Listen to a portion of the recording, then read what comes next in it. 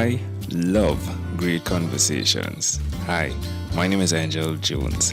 Thank you for joining me on 12-Minute Convos, where I help you create a brand of your own unique real self.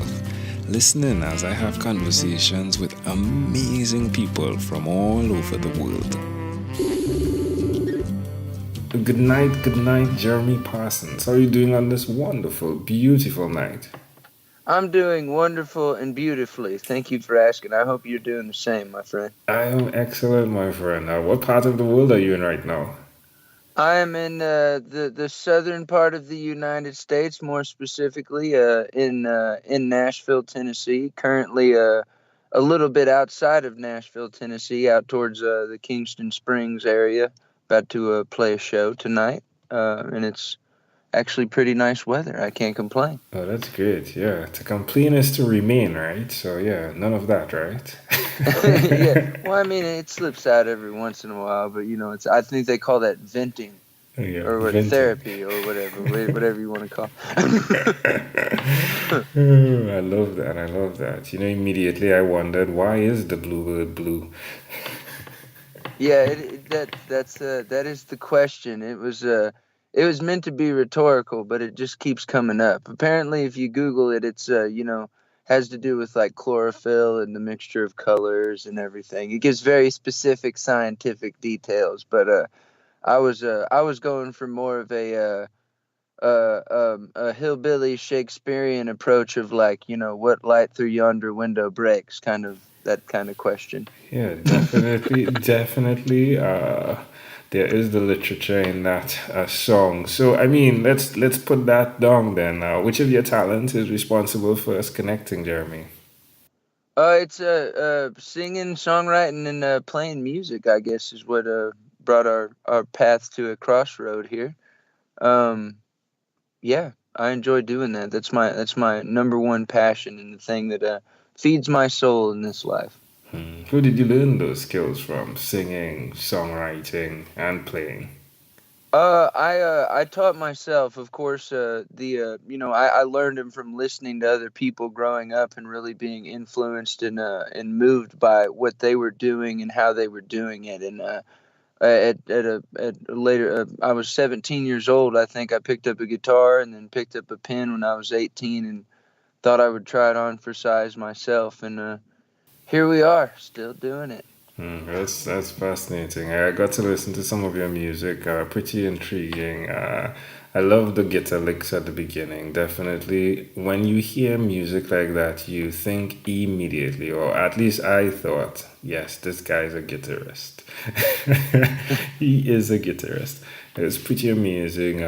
Just the style, the southern style is pretty intriguing. Now, I went to jeremyparsonsmusic.com to find you. Is there any other place you'd suggest people go to? Well, the that website is probably the number one hub to go to, just because there's like links to my social media and it's got all the music and the videos and stuff on there. But my place that I really like to hang out is Instagram. So if y'all look me up on there and find me, and there's a link to that on my website as well. So I love posting there on a daily basis on there. That's my favorite social media platform. Well, tell me one other thing you've done consistently over the last 3 years, please.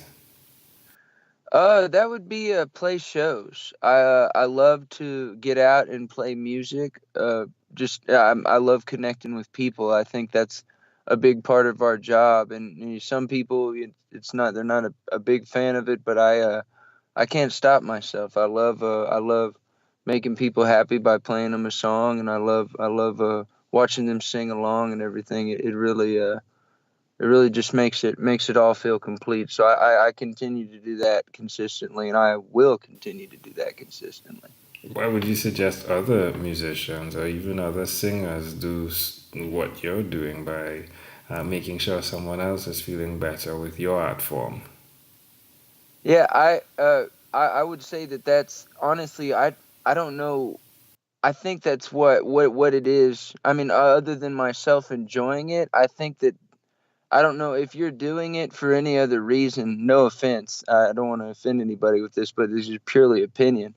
I think that you might, be doing it for the wrong reason. I don't know. I feel bad saying that, but it's like it's one of those things. I think music is made for people, to express themselves with, and also other people to connect with, and let them know that they're not the only one maybe going through a situation or thinking something similar, or it's used as a tool for distraction. Like if you just want to like go out and clear your mind and listen to some good music, like it's there for you.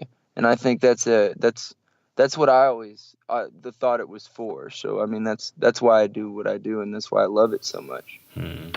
Amazing audience, you're hearing it live from Jeremy Parsons. Again, you can check him out on Instagram or jeremyparsonsmusic.com. Jeremy, let's switch gears for a moment. Let me invite you into my time machine that is surrounded with beautiful, warm, blue Caribbean water. Jeremy, what is your earliest childhood memory?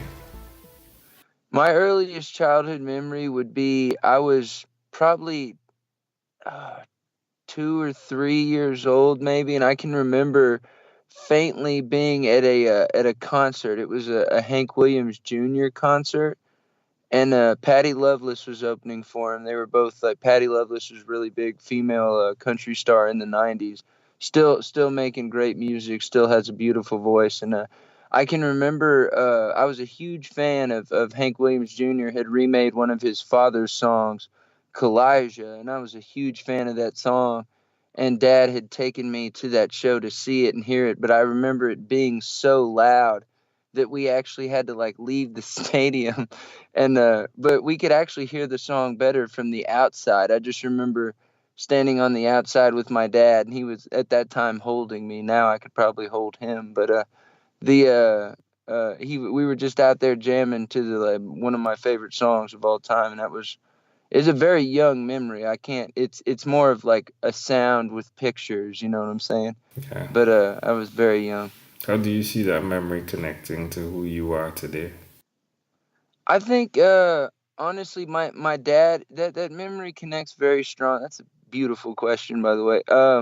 Like my dad in music, my dad has really nurtured my craft and my art form, and he's been so supportive. He's been like my rock as far as all that goes. When I write a new song, I send it to him, and that memory to me it'll always be so important because it was him supporting what I was going to do in the future, even when I was 3. Like, I mean, honestly, the man, if he had kept me in there, I probably would have lost my hearing and I wouldn't be able to make music. So, I love that. Hey, can I offer an interpretation to the thought picture you created in my mind? absolutely. I love the idea truly of support. I mean, you said it, right? If you're not doing it for someone else, then, please do reconsider. But I love the concept of how necessary it is to pull away sometimes from the thing you love to even protect others that love you. And I mean by that, like your father took you out of the thing that you loved, which is the music. But he didn't take you entirely out, but just far enough to make sure that the communication that was necessary between you both would be maintained. And that's just metaphoric. Oh, that's beautiful. Yeah, you're absolutely right. It's like you're appreciating. Sometimes you got to distance yourself to appreciate. Yeah, yeah. Yeah, that's beautiful. I love that. It's That's great. beautiful. Love it. If we fast forward to when you were 12 years old, what was your favorite song?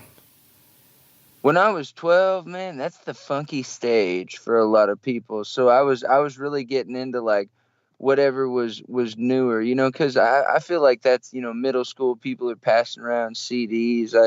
I think I'm probably like I was listening. I've loved Matchbox 20 like a lot. They're like kind of rock pop, and Rob Thomas is probably one of my favorite voices of all time. So I was definitely my sister had got me into them around that point. And I think I might have even been like dipping my toe into a little bit of rap music, like listening to some Eminem and Tupac and Biggie. Like it was I feel like when you get out in like school, like middle school, high school, college, you really like start to you find yourself because you're not, home with your parents and listening to what they listen to all the time. So that's when you really start to you dip your quill in different inks, and you just start to really absorb like these new influences and all this really cool stuff. Most definitely. Does one song stick out from either artist? There was a song called "Bright Lights" by Matchbox 20 that I mentioned on their record. It was I can't remember the name of the record. I think it was "Yourself or Someone Like You" was the name of the record, and it had this beautiful piano part, but also if you listen to the track, and I didn't realize this till later in my life, but there's actually some like dobro and some steel guitar on there. So like it was interesting that I was connecting with it growing up in a country household, and it was probably because they had some like country music instruments on there. So when I heard it, it was like comforting and it grabbed my ear's attention. So it was like one of those things. It's funny. It's like Inception, so to speak. Yeah, it is like Inception. Yeah, this entire podcast is like Inception. Oh, absolutely.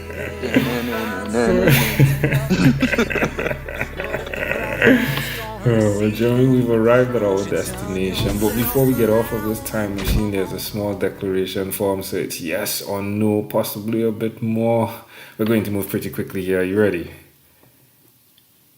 Jeremy, yes, I'm ready. Yes. Jeremy, have you chosen someone to pass on your skills to? I have not. Are you married? Am I worried? Are you are you worried? I actually said married, but I mean it's a good question though. Are you worried? Am I married? No, I'm not married. Sorry. All right, do you have children? I do not. Do you believe in God? What was that? Sorry. Do you believe in God? I believe in faith. Do you have an inner circle of friends? Yes. Do you watch TV for more than 3 hours a day? No, not every day, but I wish I could. What about screen time, the phone and the computer? Is it more than 8 or less than 8 hours a day? Less than 8 hours a day. Jeremy, if you had to share with us your own unique real statement, a statement that represents Jeremy Parsons, what would you say that is? I would say if you don't have a passion in life or you don't have something that you love to do, my wish for you is that you find that someday, if not sooner, maybe later, just in your life. Find something you love to do and do it until you die, because there's nothing greater than that. Love it. Jeremy, this was a great pleasure. Before you leave, is there anything else you'd like to share with our amazing audience? I would just say keep being an amazing audience. You're amazing. I loved every second of this, and I love what you do and how you do it, and I love everybody who listens to this. I think this is a beautiful thing, and it's an honor to be a part of it. Hey, Jeremy, thank you, my friend. Thank you for being on what is inspired by 12-minute Convos with Angel Jones. Thanks so much for having me. You're welcome. Thank you for being on 12-minute Convos with Angel Jones.